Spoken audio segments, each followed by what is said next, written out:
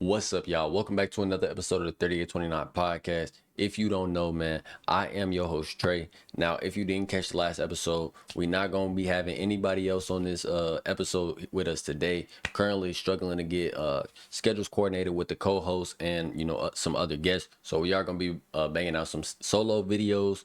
But with that being said, make sure you hit a like, comment, and subscribe. And let's go ahead and jump into the video. Now, if you are not living under a rock, you know that Giannis recently deleted all of the Bucks, anything Bucks from his social medias. And Brian Windhorst and Shams have reported that he and his agent are currently speaking with the Bucks about the future, his future. Now, we know that Giannis has had a history of, these trade rumors. There's always been a history of, oh, Giannis is going to the Knicks. Giannis is going to the Knicks. You know what I'm saying? That's the team that always just circulates Giannis. That's the team that's always circulating around Giannis. But Brian Windhorst has came out and said that the Bucks have actually already reached out to the Knicks. Now, what made it get to this point? Because obviously we know that we did hear rumors about it during the off season, but it seemed like those are quieted down, and this is something new. So what made it get to this point? Well, honestly, it's just the fact that if you really look at it, every move that the Bucks have made since their championship run has basically been to water down the team. You brought in Damian Lillard, traded Drew Holiday to get Damian Lillard, and now the Portland Trailblazers have both Drew Holiday and Damian Lillard. So that's not a smart move right there. You got rid of Chris Middleton for Kyle Kuzma. Obviously, Chris Middleton isn't the same player that you had during that championship run, but Kyle Kuzma is also very far from the player that you had during that championship run as well. You lose Brook Lopez, which honestly doesn't seem like the biggest loss this year because he hasn't been having the greatest year with the Clippers. But you brought in Miles Turner, who's having the worst year since his rookie year. Get what I'm saying? Cole Anthony is struggling this year. You have Ryan Rollins who's been balling out, but that's not enough. You get what I'm saying? You have Kevin Porter who's been balling out, but that's not enough, and he hasn't even been available in many games. You get what I'm saying? So I'll say it a million times on the podcast. One, the best ability is availability, but Miles Turner is not going to make you a championship team. Was it really worth getting rid of him that much to y'all? Do you really think that Miles Turner makes you a championship contender? Because I will let you know, he doesn't. He does not. Miles Turner is not going to get it done for you. He's not going to make you a championship team. The Bucks championship window is closed. Giannis was injured a few weeks ago with a groin injury. Now he has a calf injury. You know what I'm saying? Now some people are saying that Giannis did not want to play, so he's sitting out 2 to 4 weeks basically until he can get traded. Do I think that is true, or do I agree with that? One, I don't agree with that. Regardless, the Milwaukee fans love Giannis. You know what I'm saying? And they will love Giannis until he's no longer on the team. So I don't agree with doing that to the fans. But honestly, if you have constantly spoken on the goals that you want to reach and what you want for your career, and you don't feel like it's being met, honestly, preserve yourself, because there's no point in you overexerting yourself to do this. Now, if he really is injured, you have to wonder, is it something that could have been lingering? Was Giannis not able to fully recover? Did the Bucks try to rush him back? Now, this isn't something that I would say with the calf strain, but at first it was reported that he had a adductor strain, which can be caused from a groin injury not fully healing, and it also can be caused from fatigue. So I thought that that could possibly have been caused by the Bucks rushing him back and him having to overcompensate for his lack of help on the court. But like I said, a lot of people are also saying that they think that Giannis could possibly be faking an injury just until he leaves Milwaukee.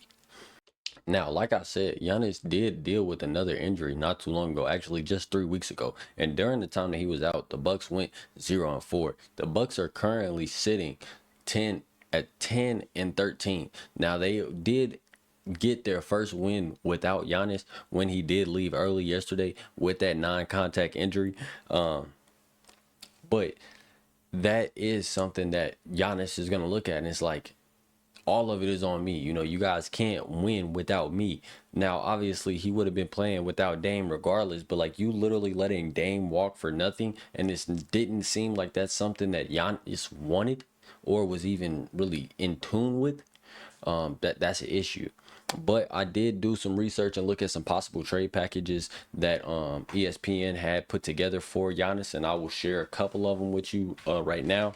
So the first one we had was the Hawks. The Hawks would receive Giannis and Cole Anthony, and in return, the Bucks would receive Trae Young, Zach Reza-Shea, and 4 first round picks. And they also mentioned that they could possibly try to shoot for Jalen Johnson, but it's highly unlikely that Atlanta Hawks will want to give him up, especially with the way that he's playing this season. The next one was the Rockets. They would give up Giannis and Thanasis, and they will receive Alfred Şengün, Fred VanVleet, and 1 first. Definitely not as sweet of a deal. Oh, wait, one thing to mention, that Atlanta, the first that they would be able to give the Bucks would be the Bucks first, possibly. So that's a big deal. So if you're getting rid of Giannis, you know, you don't currently have the rights to your picks. You could possibly get them back. That is a big deal. But then you have the Rockets giving up Şengün, Fred VanVleet, and 1 first. Then obviously the most popular destination for Giannis in every time his name comes up in trade rumors is the Knicks. You see him going to the Knicks. It would be Giannis and Jericho Sims for Cat Pacome Dedit. I'm not sure if I'm pronouncing that correctly. And then Tyler Kolek and 4 first round picks.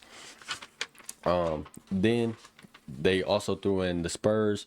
They would just only have to give up Giannis, and then they would be receiving Stephon Castle, Harrison Barnes, Kelly Olynyk, Tyler McLaughlin, and 3 first. And then lastly was a Warriors deal. They would be giving up Giannis and Thanasis for Draymond, Kuminga, Buddy Hield, and 4 first. Now, I'm going to get my opinion on all of them, starting with the Atlanta Hawks. I think that is probably one of the better deals that are out there, mainly because you can get the rights to your own first, and you can bring in some young talent. Now, in that situation, do you keep Trae Young? Do you move Trae Young? Honestly, I think you keep Trae Young, because I think that he can help Miles Turner improve the season that he's having. We know that Miles Turner flourishes when he has, you know, a guard that can help him in that screen and roll action. You know what I'm saying? He likes to screen and pop to that mid-range area. I feel like bringing in Trae Young, I feel like that's something that could work. And then you also bring in another young guy like Zach Reza-Shea. You can't lose.